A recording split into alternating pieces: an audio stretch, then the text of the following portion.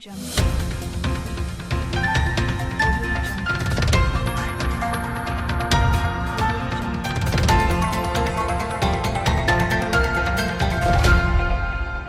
Audio Jungle.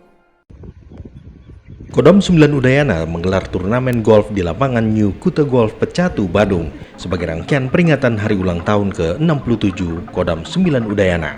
Pangdam 9 Udayana Majen TNI Bambang Trisno Hadi yang diwakili oleh Kasdam 9 Udayana Brigjen TNI Hartono mengajak peserta turnamen untuk mempererat kemitraan antara Kodam dengan para golfer dan stakeholder lainnya.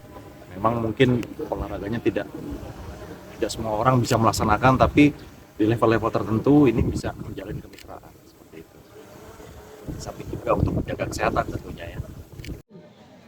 Pangdam 9 Udayana Majen TNI Bambang Trisno Hadi mengatakan bahwa olahraga golf merupakan sarana yang efektif untuk menjalin kemitraan dengan berbagai stakeholder selain juga untuk kesehatan.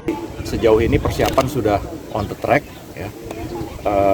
Kodam dalam hal ini peran kita adalah untuk mengamankan seperti biasa event-event internasional, kita mengamankan jalannya event internasional tersebut ya. Jadi kita dukung terutama apabila ada VVIP yang datang, ini merupakan tugas dan tanggung jawab dari Kodam ya.